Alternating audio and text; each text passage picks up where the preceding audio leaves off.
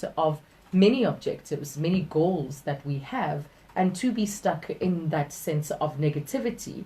But over and above that, if we haven't done the work over the years, challenging times such as these are likely to also lead to our feelings, our emotions really deteriorating about our sense of self and, of course, our outlook of the world. And then enter Tony Dovale. Good afternoon. Hi. How are you, Tony? I'm awesome. How are you doing? Good, thank you. So you're all about self-mastery.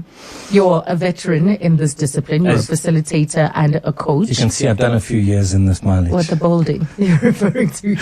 You could be my child. You could be my daughter very easily. So all those years of life and experience have taught you a thing or two. But it's been beyond just experience. It's been my focus and passion. Yeah. Life Masters was about mastering life. So you have Toastmasters where you go to learn to speak. Yes. Life Masters Intention is where you learn to live. And lots of people do say that we're willing to go and study how to be an accountant. We're willing to study so many other areas of interest in life, but we don't spend the time mastering or learning ourselves. And that's the foundation. You are the foundation of all of your success. Right. So many people that are involved in some kind of business thing, they spend hundreds of thousands studying to learn to become an accountant and whatever those things are. Yeah. But they don't have the fundamental skills of self-awareness, self-management, self-motivation, how to manage your state, what you focus on, how you speak to yourself. That's been their inculcation from their culture, their religion, their schools, and then they become a victim of their past programming. And that's why when we have such high levels of, but if you read the research, by the time people are 65, less than 10% are financially and emotionally in a place that they want to be. Yeah. And that's very scary. When I was a Boy Scout, when Hillbrow was a white, like kind of old ladies' village, that it was the old ladies were living there. We used to take them food. We used to collect food. And you used to see them eating a can of cat food, half a can of cat food for breakfast and half a can of cat food for dinner. And you think, well, why didn't you make plans 30 or 40 or 50 years ago? Yeah. And so many people, in all of my I'm the best investment I make in me. Because every rand I invest in me, and time and money, I get a 10 times, 100 times, 1,000 times return. So people spend money on shoes or new cars. Yeah. I invest in me because I get a much bigger return on that. And that's the challenge is we don't grow our mental and emotional muscles. We don't have resilience is the number one issue we need right now. Yes. I was just describing the times we're living through. So it does require resilience, and many things in our life require that we have a grit. Now, I worked with Professor Stoltz, who was the guy that started adversity intelligence. So IQ gets you on the field. Yeah. EQ keeps you working with people, but AQ, or resilience, allows you to take a punch and get back up again. Yeah. So I don't care how good your IQ is or your EQ, but if you're on the field and you get to take a hit and you stay down, you need that power to get back up. And we're in tough times. Yeah. We're in tough VUCA times. And I'm a techie. So I used to hack computer software, I now hack human software. But with the fourth industrial revolution coming, we are squeezing people into a narrow opportunity of delivering value to the world. And the number one thing that I've seen is people say skill set, train. Nothing. A great skill with a bad attitude or bad negative mindset is toxic. Yes. And that for me is the challenge is we need to create, if we're going to change our employment situation and our relationships, it starts with mindset. Even a great skill without self-awareness, without goals, without a vision is pointless. Absolutely. It's rendered valueless. So for me, the awareness of I am me, I am in charge of me. And I often play with people and I say, have you been angry recently? So let me play with you if I may. Have you been angry recently? Yes, as recent as yesterday, as recent as an hour ago. So who was it or what was it that made you angry? Well, in this case, it would be our earlier caller. Okay, so here's my challenge and for you and for the listeners. I just walked into it, didn't If I? I didn't know you better, I would say that you were fibbing badly. Because you're manipulating. You're blaming her for your emotional state. I walked into But it. who was the person making the energy? Her or you? Me. She was a stimulus, press the button. Yeah. You chose unconsciously to react. And that's the challenge is we are the masters, we are the wizards. Yeah. If we wake up enough to stand back from automatic reaction, which happens in less than a tenth of a second. How do you step back? You need to understand the game you're playing. Your unconscious brain makes decisions for you up to 7 seconds before you consciously know about it. So the conscious brain is an ant on the back of an elephant. The conscious brain is going north. but the elephant's going south and the brain thinks it's making progress. You're just at the whim of this constant program structure that you've gone through in your life. And so people think they are the one in charge making decisions. But it's your past, it's your history, it's your identity, it's your mindset, it's your beliefs, your values that give you that reactive process. Yeah. So the game is to wake up. And that people think they are awake, but many of them are asleep. Most of us are asleep. And that's the challenge, is to realize we are asleep. Okay. And we can awaken. And that starts with scanning yourself. If you scan your body right now, how are you feeling? And so once you start to be able to do that more regularly, you can then say, well, let me ask you, how are you feeling? Scan yourself, how are you feeling right now? Very alert. Okay. Give us an emotional feeling to that. Mad, glad, bad, sad, happy. I'm just watching those eyes and the nose curl. Yeah. Trying to put a finger on this precise moment. So pretty curious, I must say. That's not an emotion. That's not an emotion. Feeling. I feel well. That's not a feeling. Mad, glad, bad, not necessarily happy. I know, but I can see that. Yeah. So not happy my challenge necessarily. is that's as a reaction to a context. Yes. Who's the wizard? I need to. If you make yourself unhappy, who makes you happy? All right. Happiness is a choice. Not always easy, but once we realize we can make that choice, you become the master. But first, the other thing again, I want us to pause there for a moment, because that suggests that the other emotions have no value, no place. I didn't say What that. do you do with them then? That your previous lady was talking about the grief. Your daughter. You cannot feel joy if you cannot feel grief. If you can't feel the range from down to shame and hurt and guilt, you can't feel peace, love, and abundance and joy. So it's not about not feeling. It's about being aware of it and then being able to use it consciously. When I was in the Navy, a guy got so angry, he put petrol on himself and he lit himself. But he was in a rage. You know, people say, I lost it. Wow.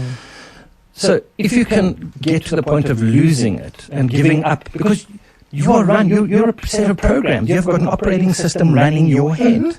So we run most of our life 99% on automatic. Did you brush your teeth with the same hand, get out of bed the same side if you came home, went from home? You know how to change gears, get through the traffic. All of those. So automatic. The brain, to save energy, automates everything. We have to come off that automatic. But that's a lot of energy. If we look at the number of thoughts we have in a day. 55,000, yeah. Yeah. So And it's the same BS as you had yesterday. Precisely. On and on and on and on. That treadmill that you're on with the same thinking. And now you're saying we have to add to the work that we have in a day by intercepting as much as we can. I'm saying choose a better quality of life, because what's more important than the value of your life? Give me a. So we must intercept. Is that what you're saying? To change. Well, wake up. What does that entail then? What is waking up? Becoming aware. Like I'm talking to you now, you're going to start to wake up and become aware of the thoughts that you're having. Yes. And become aware that you are the one And the feeling in the body. mostly Where's the tension? making the thoughts. Yeah. So once you discover the tension, you can then go there and say, okay, right, let me breathe. What have I been focusing on? What's the story I'm telling myself? Because who's telling me the story? You can be thought by thought that's not yours, but it's not part of today's discussion. Yes, but yes. 99% of your thinking is you. So then that means that's low self-awareness. Well, it's happening, whether you're aware of it or not. Yeah. It is happening. We think we are us. We are our body. We are a soul, spirit, occupying this biological machine.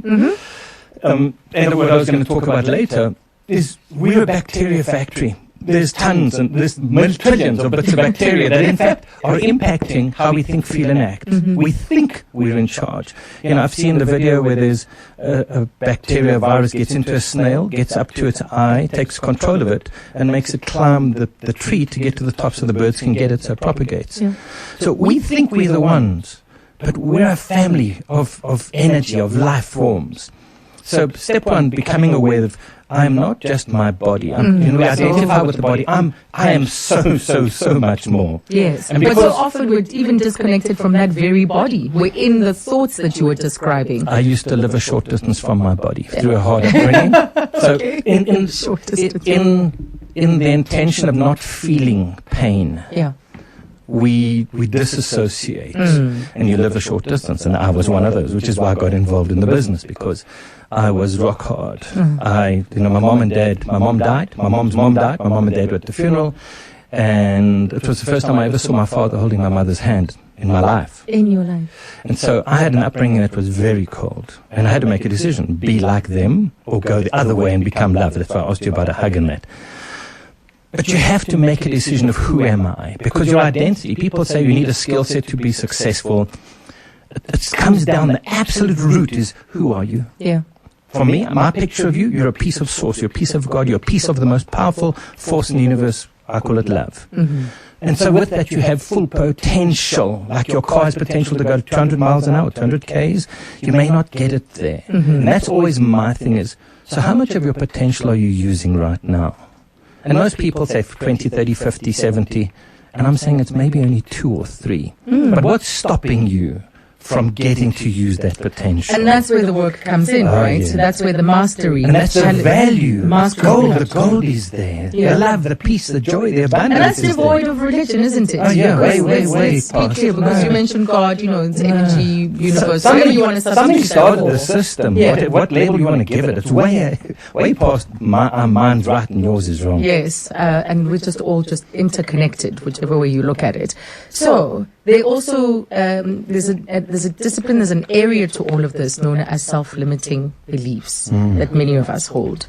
You want to be rich one day, to be at 65 when retired, and not have to eat your can of pilchards Or cat food. or cat food. Yeah. Yes, cat food across parts of the day.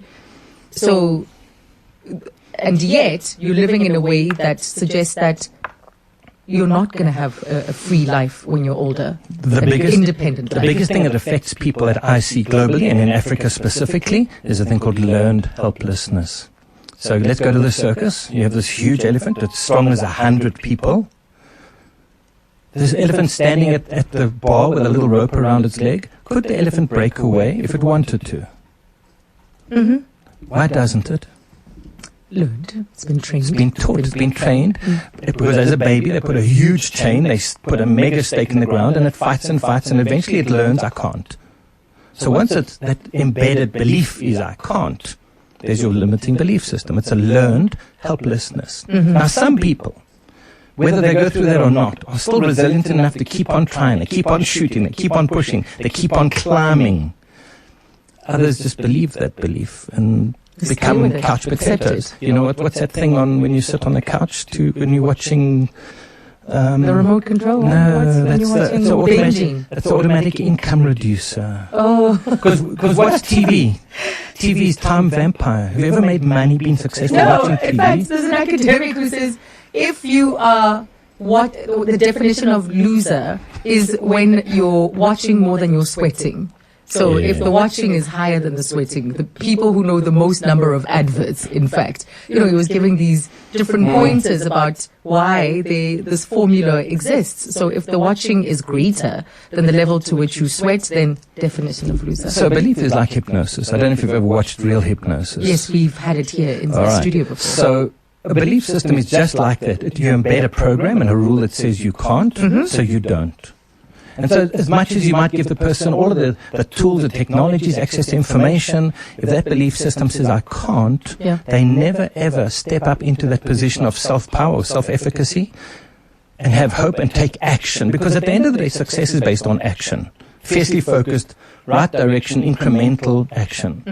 So many people have this very deep-seated, well, I can't, but my father didn't, so I can't, and the government and the people and the race and the religion. We've got all these things that we pile on to validate your belief system, to validate your identity. What happens when there's a conflict? Well, there is always a conflict. We've all got values conflicts in our head and belief conflicts. So I think I'm a good guy. Yeah. But the moment something comes along, like somebody says, a friend of mine came the other day and he said, listen, there's this new thing you can buy and sell and make money and you make 1,000 rand from this transaction. And I'm saying, but that's a scam. Yes, you want to make this value in prosperity. But then I have a value system that says integrity matters and that kind of thing I'm not willing to play in that game. And the biggest problem is I'm a paraglider. So if I say to you, let's go paragliding, what's your first comment? I'd love to, even though I'm afraid of heights, but I do things regardless. So if your number one value is safety or certainty, you might like the excitement. So that's the foot on the gas. Yeah. But the real handbrake and the brakes is like, danger, danger, don't go. So my number one value is freedom and risk and learn. So I've flown, I've crashed, I've done a few silly things, but I push the line because I'm constantly looking to, you'll never know where the end of the line is until you go past the line. And whatever you think is the end, I promise you, you're still very far away. So all of our listeners, they have huge potential. And that's why I wrote the book, Swift Success. And that's my whole formula, the success insurance. You obviously have life insurance and home insurance. Work out a number. What's your monthly total, roughly? Life, medical, house, boat, plane, train, helicopter. Take a number, say 10,000. Double that number, 20,000. Add 2 noughts, 2 million. That's what you're going to spend on insurance in 10 years. At the end of 10 years, what are you going to have in your hand? Nothing. Now, if you're not investing an equal or greater amount in building yourself, in growing yourself, in maintaining your health, because that's what I've come to discover. I know all the mind stuff and the energy stuff and the NLP and the hypnotherapy stuff. My new partner is a health specialist. And we were discussing around this whole process, which is why you got a version 2 on my speaker notes, around, dopamine, that happiness drug. I always say people know what to do. They don't do what they know because they don't feel like it. You wake up in the morning, it's like, yes, God, let's go. Great, I'm good. Or it's like, oh my gosh. If you don't have the emotion, the energy, and the state to take action, you will never. Now, what I learned yesterday, dopamine is such a vital component in your happiness. But 80%, up to 80% of the dopamine comes from your gut.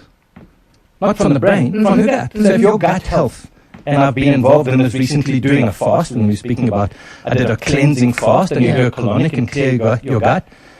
But most of that happiness and that health is the foundation of you being able to take action, of being able to focus, of being able to feel good, of being able to have sustained resilience. We've discovered now, chemically, you can reduce the resilience factor in mice already because of that gut. Right. The bacteria. So the ecosystem. All the 1,000 bits of bacteria that are there. As you said, we are actually a walking, we're just a walking bunch of bacteria.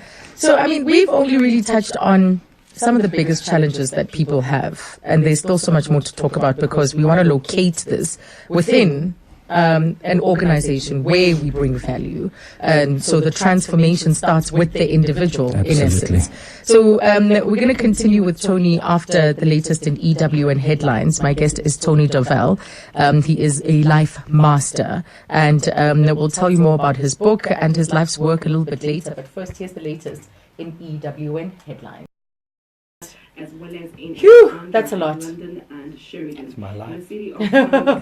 I can take you for 5 days. When I had my radio show, my program was called The Now Factor. So Eckhart Tolle obviously was listening to me in 92, 93, 94 to start his book, The Power of Now. But I had an hour's show every day. Yes. And so when you picked up the book, you were like, oh, wait. These I need to check. You got some of my material here. Okay.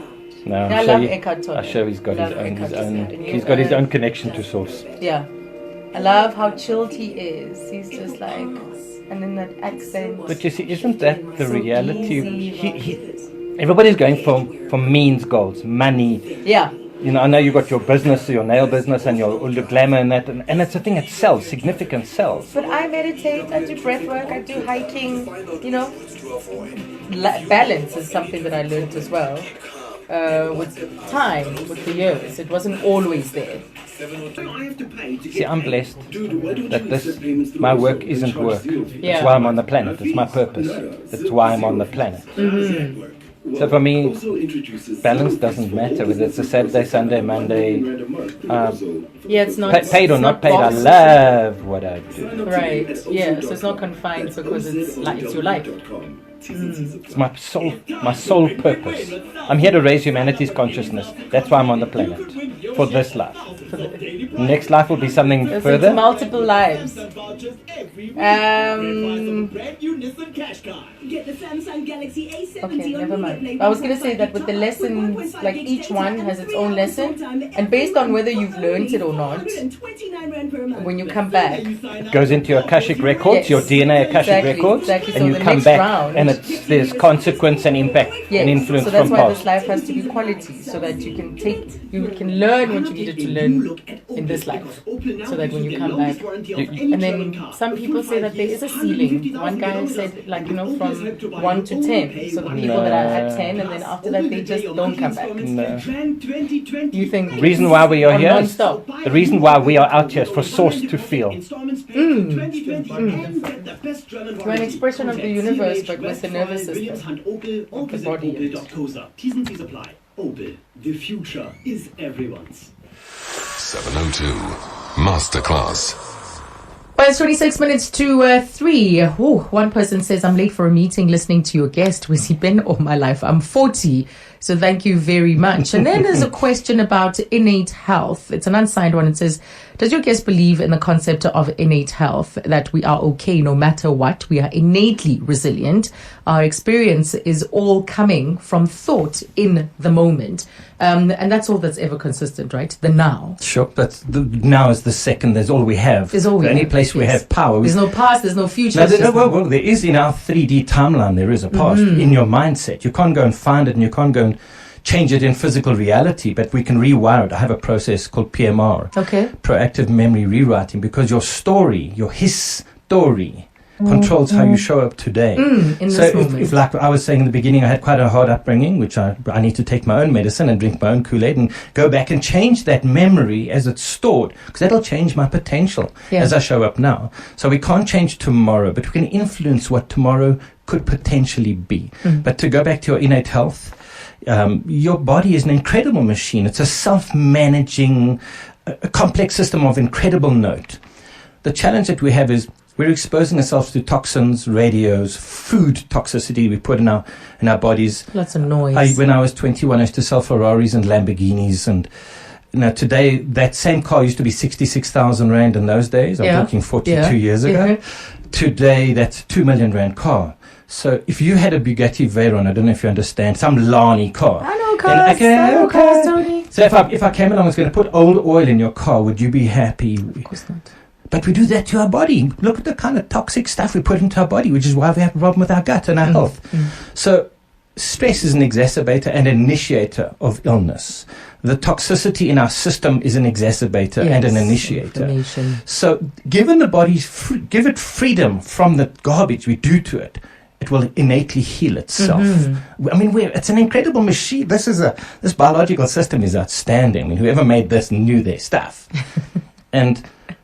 But we do stuff that holds it away. We've got fog, all this wireless smog. We've got the kind of foods, the toxicity in foods and those things. We're doing unnatural stuff. Yeah. And the problem is that messes up our foundation for being able to be successful, to be able to feel healthy, to be able to have capacity and self-efficacy and take action again. But at the end of the day, for me, the ultimate dance is we're here to feel. Do you want a new car? Yes. Why? You don't want the car. You don't want the money. You want what it will do for you, the feeling that will come. Yeah. And that's why my mission is to bring more freedom, love, abundance, meaning, peace, and joy for those who are ready. Because some are just not ready. They want the money. They need the car to say, look at me, look who I am. That significance drives a huge number of people. Yes, but that significance, of course, we've founded it on materialism. Well, that's how the world goes round. If you don't buy, there's no economy. Yes, but let's move away from that for a moment, because there are consequences to a life that lacks self-awareness. Oh, wow. That lacks self-mastery, self-management, regulation, you name it. When people get to the pinnacle of the money, material stuff, and they realize, is this really it? I've done it. I've got a car, and I chased after the Mercedes and the convertible, and I got it. And I'm sitting at the robots, everybody checking me out. I mean, why else would you buy it? And you want people to see, you want to be seen. After probably 3 or 4 months, it was just another car. And then you realize, I didn't want the car, I wanted the feeling. I wanted recognition, validation, appreciation. But once you wake up and realize, you don't have to go via the means goals. You can go straight to the end goals. How could you feel joy? What could you focus on right now? What gratitude could you express? That would help you feel joy and love and peace. In the absence of the Ferrari. Yeah, Yes. you don't need the Yeah. Ferrari.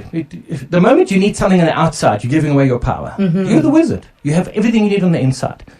You're the source of love. You're the source of pain. You kick your toe on the edge of the bed, it's sore. It's like, ow, ow, ow, pain. But the suffering is a story you keep telling yourself. And that's what holds us back. I can't, I won't, it's Yeah. not fair. Nobody Yeah. loves me. Yeah. So when you step into an organization that says we need to transform, we need more productivity, we need the culture that we've put as our mission, that the vision that we've laid out to literally live within these walls, where do you start? Well, people are waking up slowly to create a great place. The younger generation, like you guys, and the younger ones are bringing more meaning to the workplace rather than just work for the money.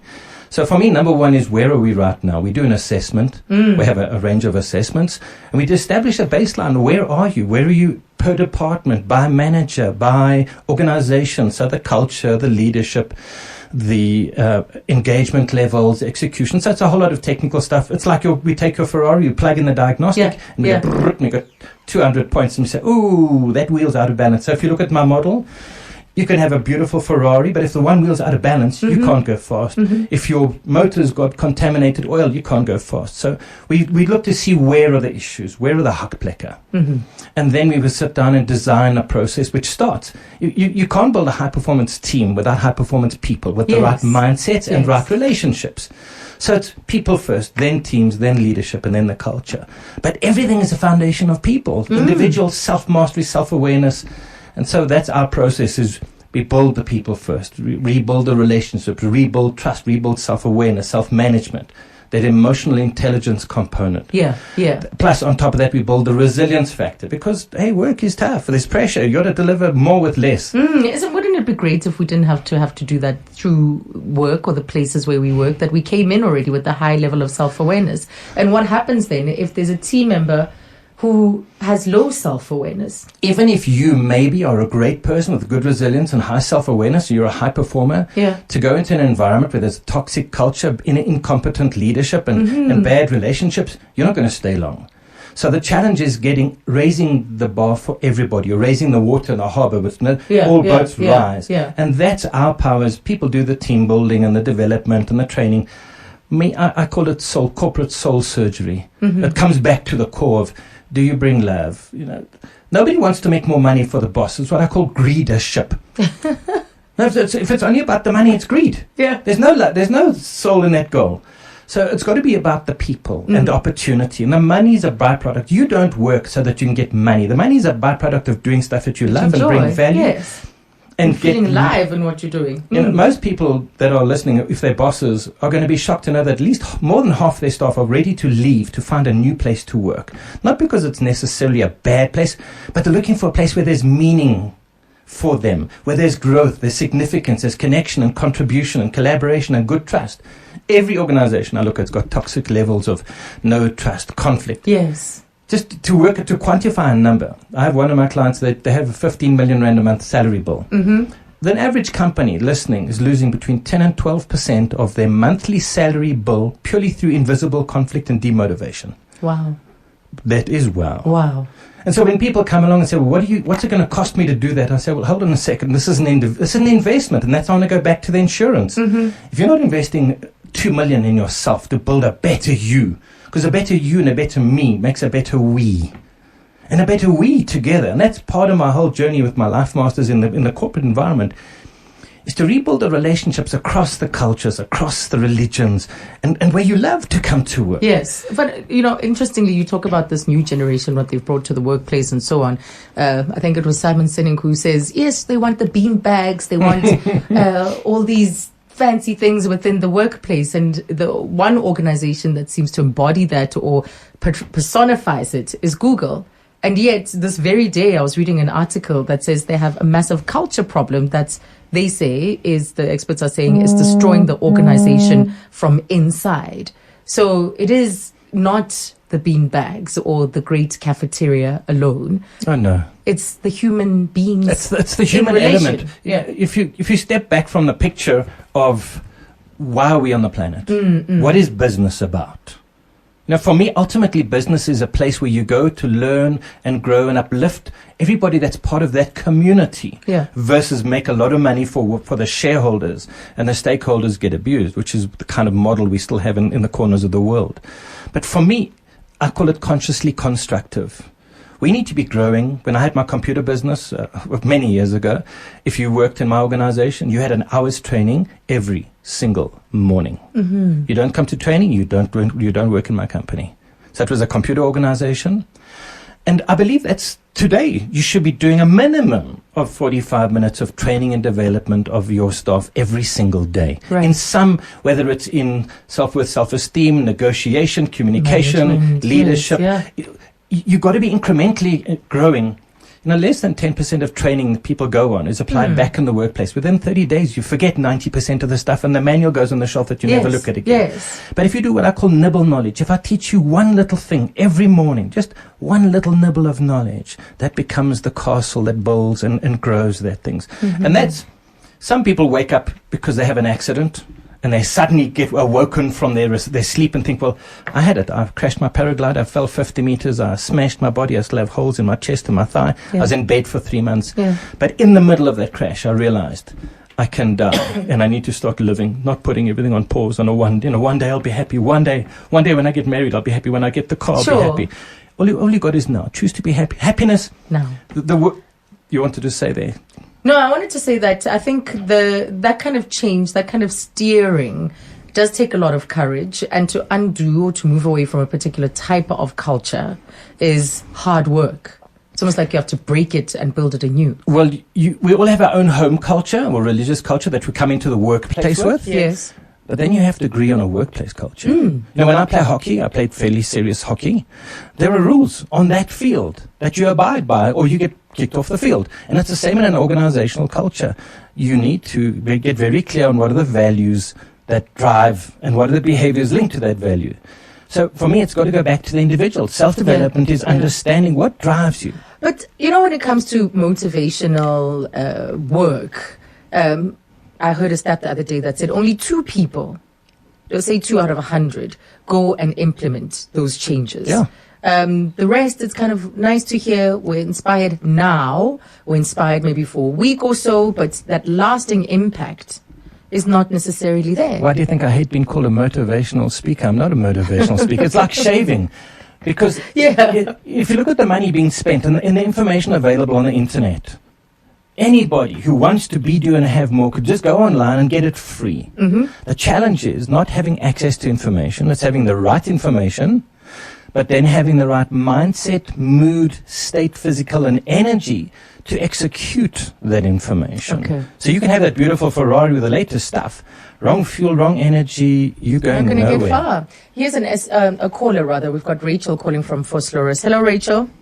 Hi, Azza, how are you? Good, welcome. Thank you. I actually caught the conversation halfway through, so I'm not sure what you guys are talking about. Self-mastery. It's about self-mastery. Okay, yeah. Great. So then my question is one able to master or overcome attention deficit and hypertension,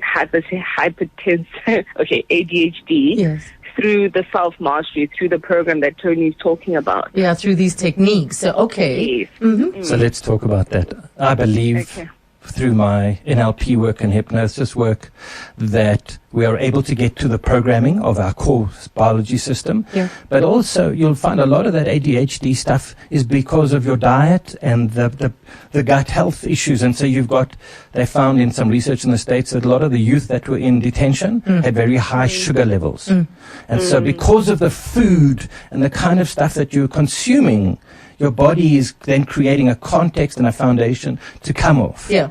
So I don't agree with them that they should give them Ritalin and stuff like that, because they should rather give the teacher Ritalin to speed them up. But the problem is the kids today, they can learn from a fire hydrant, and we're teaching them one spoon at a time. The youth today, the crystal kids, are connected to source. They're powerful. They bring light. They bring love. Yeah. And we're using old dinosaur models to try and teach them. It's like putting a Ferrari, a 2,000 horsepower Ferrari, down my driveway. It's like you've got this huge potential, but you're using the wrong models and the wrong assessments. If you assess how well a pig can fly, it's always going to fail. Absolutely. In fact, today I was also looking at, I'll forward you the article, get your thoughts on it actually, about that very thing, about some of the challenges we're seeing in school aren't necessarily about the children, about the schooling system. Absolutely. And the teaching. Yes, precisely. Rachel, is this for you or is it for a child or someone you know? It's my son, as he's just been diagnosed, so I really didn't want to go around, telling people that he's ADHD, but I'm trying to find a way that I can manage it without the drugs, naturally, if I can, and unfortunately, I'm reading up a lot about it, but I'm not understanding it.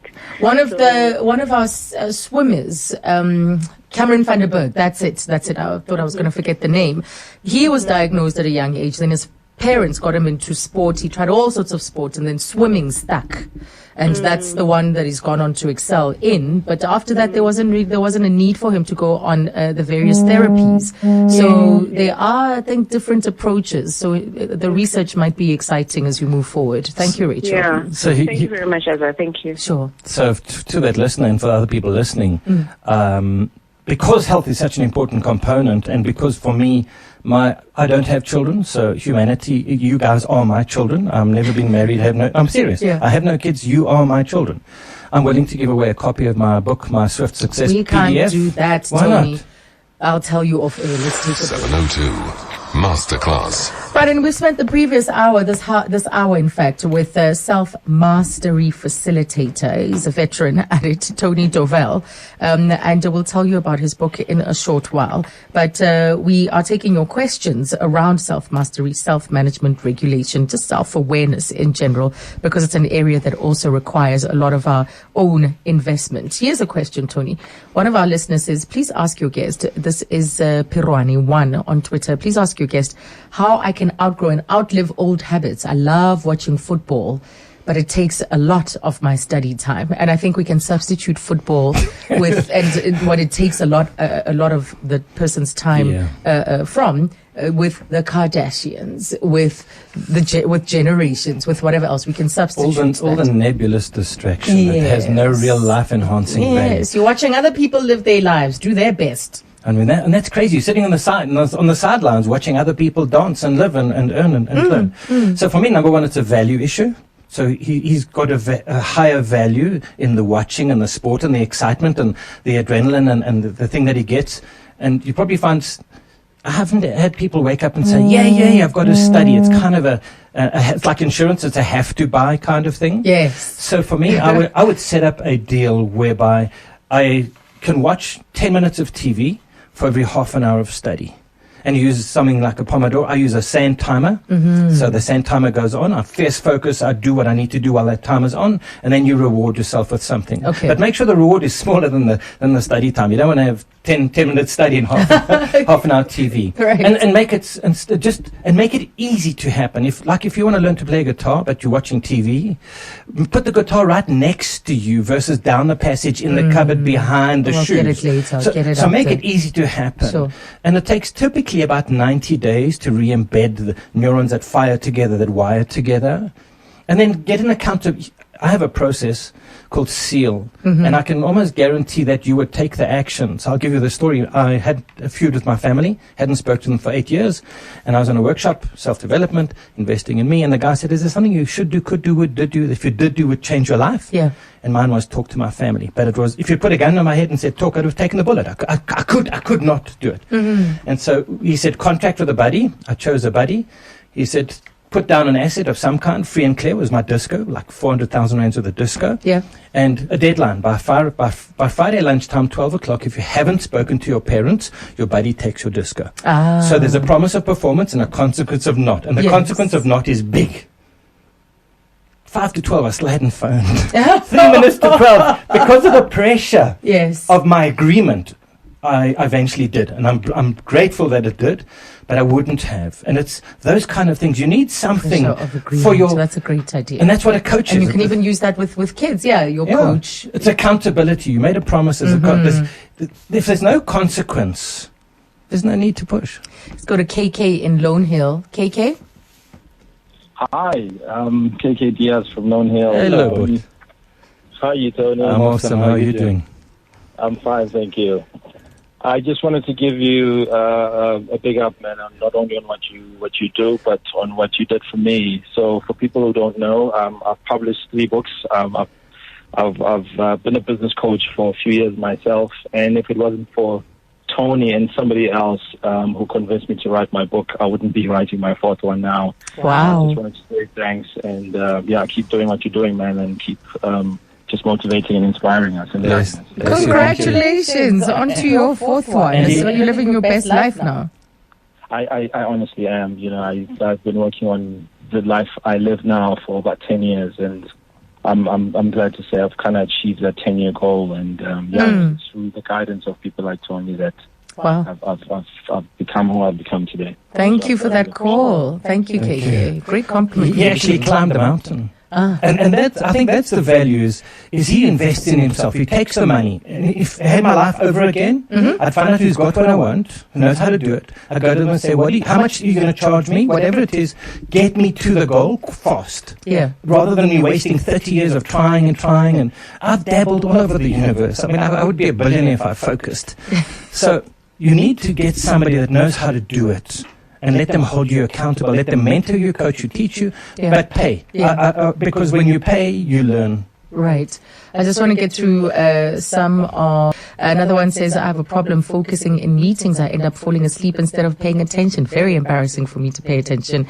Very embarrassing for me to pay attention. I have to either doodle or write every word that is said. Is there help for such? Comes from Mohau. Gut health. So concentration comes from... Is that then what you're going to leave us with? That to really be on a good track and in achieving and in sticking with the self-awareness work, gut health. You need to do the brain, mindset, learning, expertise, knowledge, skill, ability. Yeah. But you've got to have the platform, which is your health. Now, I lost the use of my hands for a while. And you suddenly realize you can't do much without the full use of your hands. Yes. And it's the same with your body. If your gut is not making the dopamine to give you the happiness, to feel good enough to take action, you're not going to take the action.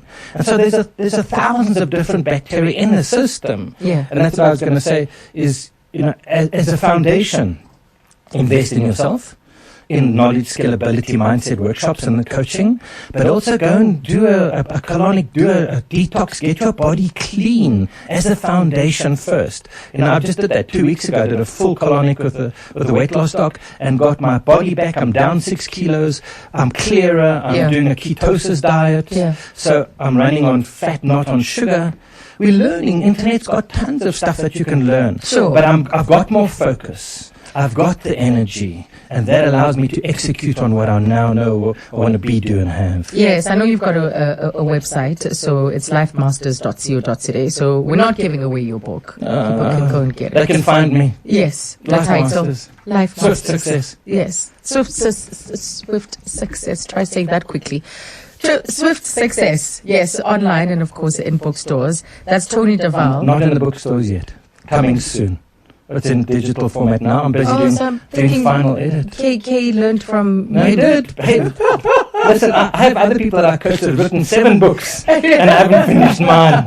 Okay. I'm a student as well. Really. Thank you so much, Thank Tony. you. Bless you.